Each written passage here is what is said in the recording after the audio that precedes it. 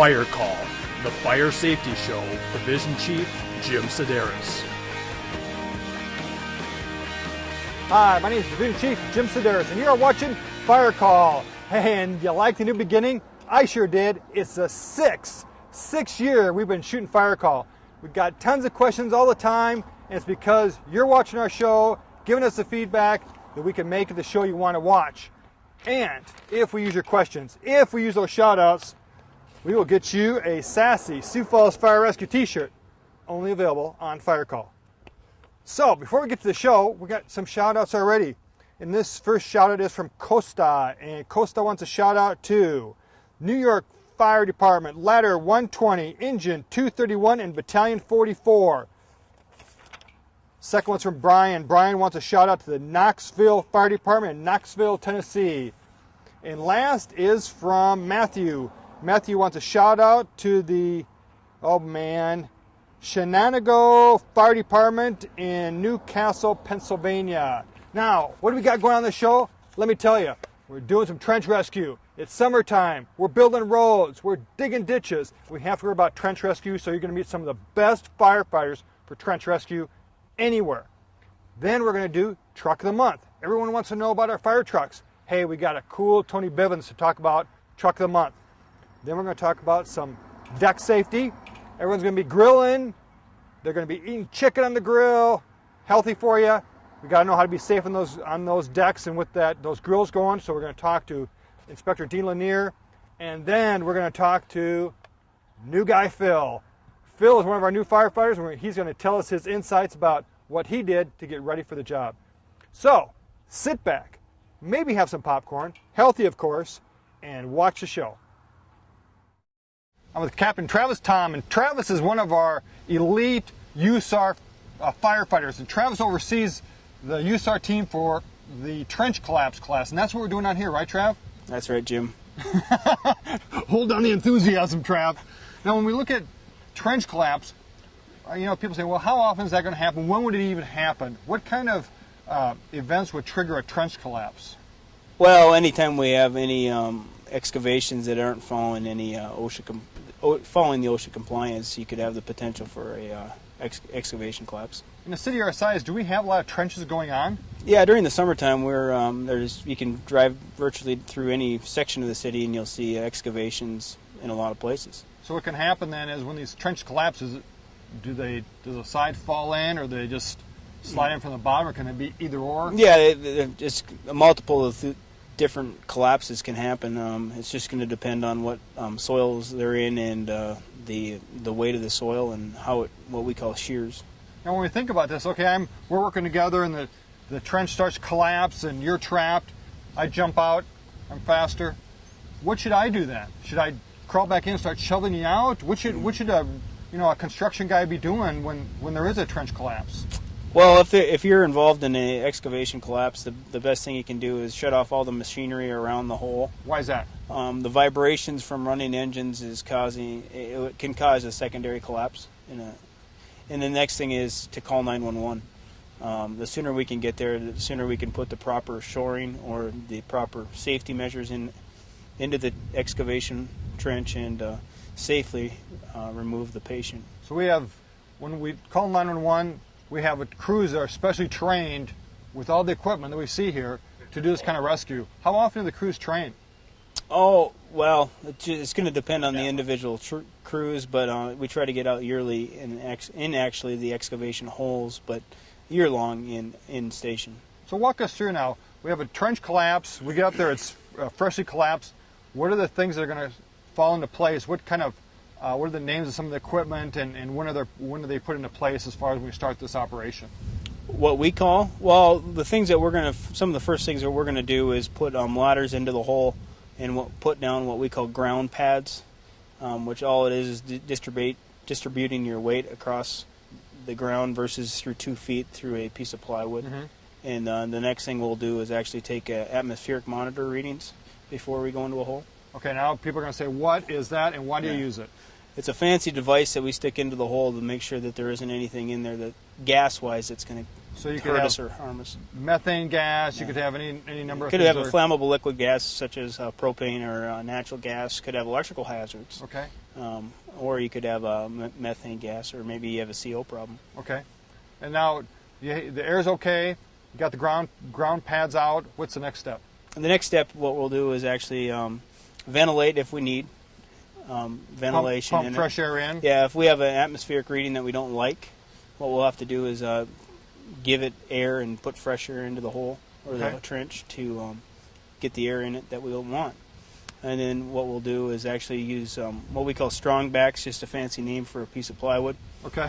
And we put these strong backs in with a 2x12 on them, and we shoot. And they're all attached, and when you have these already on the truck, so they'll just slide out. And yeah, get there. A strong back's actually a piece of plywood with a 2x12 on it, with the corners cut so they don't get stuck in the dirt. Okay. And then we use pneumatic struts. And so they're going to be air-powered struts, and what are they used for? The pneumatic struts? Correct. The pneumatic struts are used to take the weight from one strong back and distribute it through the trench and divert it back onto the other side of the trench. Okay.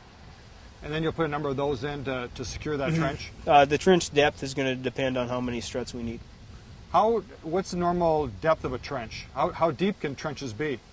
Well, they could be, 20, 30 foot, but Really? usually what happens is most excavators will do what they call step backs in those deep, and they make it a hole versus a trench. Okay. Make it wider than it is deeper. Now, when do we start putting people in the hole to start working and actually help either stabilize that person or remove that person? We'll get a patient, or we'll get someone down to the patient as soon as we deem it safe, which usually means it isn't fast enough for whoever's on site, but they've had one accident already and we don't need two. So what we need to do is take the proper precautions and put the proper safety measures into effect to safely extricate the patient. Now, we're very fortunate. We have all the pneumatic struts. What do we have to do before we have pneumatic struts? Oh, and we still do. If a trench is too wide or if a trench is too short, what we have to go to is wood. Spruce, pine, fir wood usually is what we can find around here. We do carry 4x6 and 8x8 wood, which is a little bit harder to find in your lumber yard, but we can use 4x4, and we use 2x4s and 2x6s. And you carry that with you too? We carry a small amount of that. It's a lot faster to use the pneumatic struts for us. And then when you get on scene and if you have to use wood, do you have all the tools inside that you can start, like chop saws, to start cutting this wood to fit? Yeah, what we've got on board with us is probably about 2 hours operation. Really? Okay. Yeah, to keep us busy for about 2 hours. Anything greater than that, we're going to rely on either someone grabbing our lumber cart, which is out here at the training center, or a lumber yard. And the crews that you have, you start rotating through. Now, when you get a new firefighter in, how do you integrate them to learn about trench rescue? Is it pretty much in the books and hands-on? Well, in our city, they're not allowed by policy to be stationed at a station without the certifications prior to. So they have to go through about a 2-year training program and take the right amount of courses before they're allowed to be stationed at the station. But we can have rovers, fill-ins, come into the station that don't have the certifications. I'm really glad we got you running this program, Travis, because you do a heck of a job. And when these calls happen, it's not it's something that those skills have to be in place, ready to go, and it looks like the crews are doing a great job, and that's a credit to you. Thanks, Jim. We just hired 8 firefighters, and we have one of our new firefighters, Phil Paskowitz, right? Yep. But the name looks different than it sounds, but hey, Phil, we're glad you're on board. Thank you. Now, you're from Minnesota, right? Yep. Tell us a little bit about yourself. You went to school. I went to school in Duluth, Lake Superior College, to get my fire science degree. Okay. And then I also was in paramedic school in Minneapolis, which I didn't finish because I had 2 months left and I came here. Good move. Yep. Good move. Now, you've been around the block. What do you think of Sioux Falls so far? I love it so far. And Yeah. Find a place to live? Yep. I live with another firefighter right now, That's a recipe for disaster. Who are you living with? Chris Skoglin. Oh, jeez. Okay, well, that's another story at another time. You'll meet Chris later. Now, tell me, when we have a lot of people that want to know what to do to be a firefighter. Now, being that you're one of our newest hires, you went through the whole testing process, what are some of the things that you did, or what would you recommend doing if someone wants to get hired on Sioux Falls Fire Rescue? Well, things that I did is I bought the fire exam books, did as many questions and as many of those as I could, but also just any test you could take. I mean, any city, you may not like the city, but just taking any test to get involved in the process, maybe practice your interviews, just practice doing other questions just to get an idea of how everything goes. I mean, going into it initially, it's kind of hard just to not know what to expect, but once you kind of get a feel for it, it helps out a lot. We had CPAT, physical agility test. What did you do to prepare for that? Things that I did is just tried to mock the CPAT as close as I could. You didn't always have all the stuff that they used, but you looked at in the weight room what kind of things, what muscles you used in the same type of exercises during the CPAT. So stair climbs, I found tall buildings and I ran stairs, and just pretty much just simulated what type of exercise I needed to do and prepared that way. Okay, now you got your first firehouse. You been any calls yet? Yeah, I've been on quite a few lately. EMS calls, fire calls? A lot of EMS, a lot of fire alarms. Okay, now, how's your crew treating you? We want to know. Now, we won't tell them, but how are they treating you? They're treating me real good right now. Have they been feeding you well? Yep, feeding me well. They're taking care of you? Yep. Are you working out with them? Yep, we work out together. Are they going to put some meat on that frame of yours? Yeah, let's hope so. Well, we're glad to have you. Thank you. It's hot, it's sunny, and everybody wants to be grilling. Well, for grill deck safety, I have no one better than Inspector Dean Lanier. Dean, you ready for the tough questions about deck safety? All set. Okay, now we got these, everyone's going to be out cooking. It's fun. It's grilling, chicken, sarsaparillas. Life is good, but we can have problems. Yes, one of the problems you can have is basically from the operation of the grill, you can have issues with spilling grease or the items that are coming off the meat and materials that you have inside the grill fall onto your wooden deck and actually cause a fire as a result. So the best thing for you to do is, before you start up that grill, make sure you got the grease traps cleaned out. Make sure the areas that are going to be catching the flammable greases off of the food that you're cooking are areas that are open and are going to actually do the job as they're designed to do. Now, we don't want to have kids left alone on the decks while we're cooking. Hot grill, they're going to want to grab it, potential for burns. What about smoking on decks? Because we just had a fire recently. Yeah, smoking on decks is really probably not the best idea for especially single-family homes.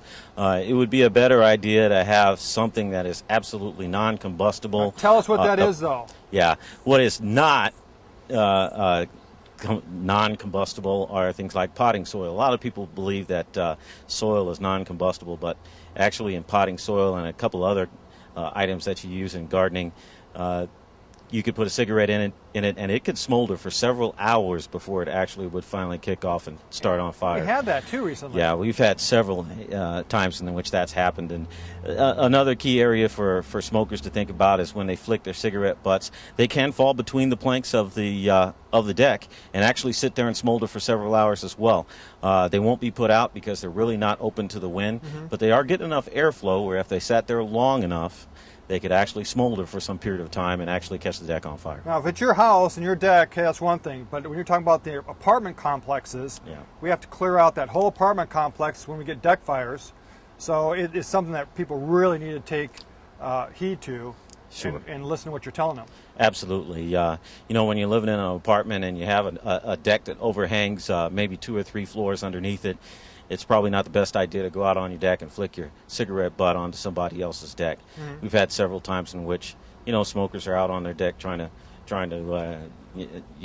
dispense of the cigarette butt, and they end up just flicking it into the grass or onto somebody else's deck down below. And yes, it can sit there and smolder for hours. Maybe a can of water, would you suggest? A can of water would be best. It would be far better than potting soil or some other type of component that you would use for gardening. Water would be the best agent to use, but if you could buy an approved cigarette butt can, they usually have a neck on them that kind of constrict airflow into it, and there's no way you're going to be able to get anything to smolder for that long in a cigarette butt can that's approved. Great. Well, Dean, thanks, and hopefully we're going to have a safe summer. I do hope so too. All right, thanks.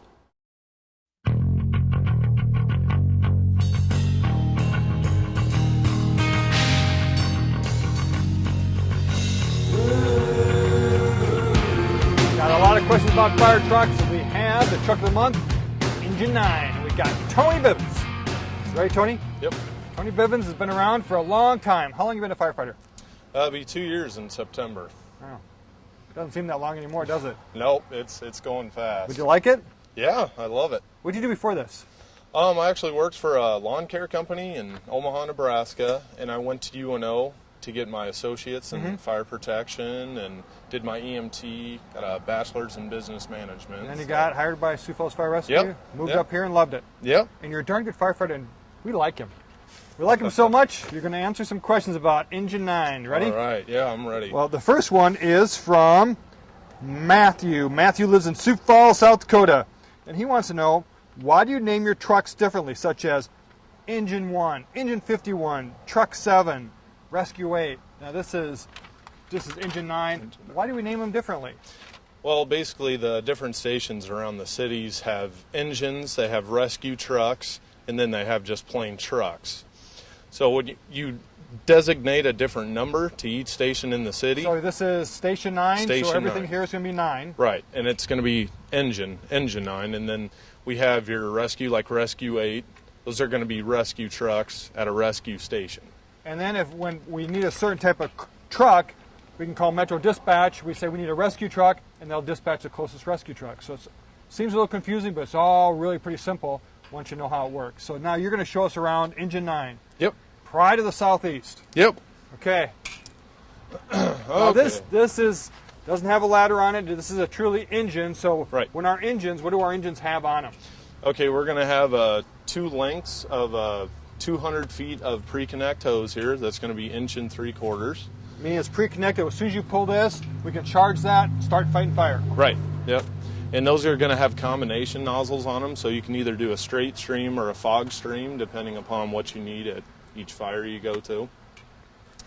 And then up top here, we're going to have our deck gun, and that's basically just going to be used for if we need water from the top of the truck into a building that we're obviously not going to make entry into. Okay. Yep.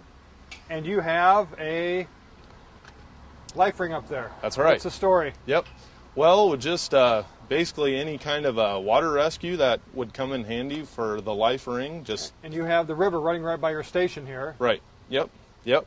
It's I'm sure it'll happen one of these days that we'll get a Oh, it will. water rescue. Here's a question from Shane. Shane lives in Warminster, Pennsylvania, and he wants to know what's the difference between a pumper and an engine.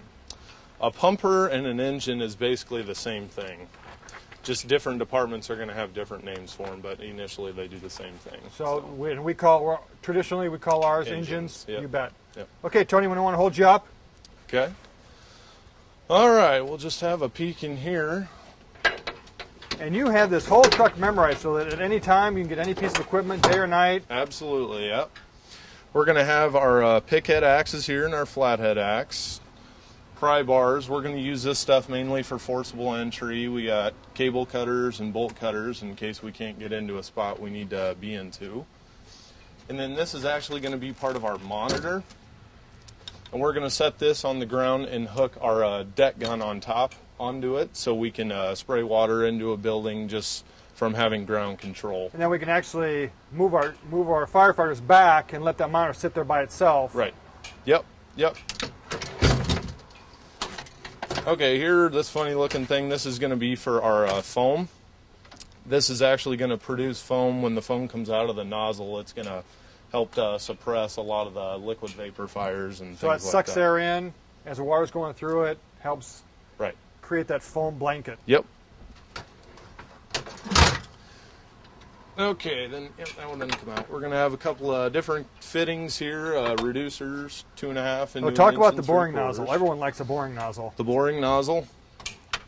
Yeah, this is just going to be your old smooth bore nozzle is all that's going to be. Just real simple. You used to use it back in the day.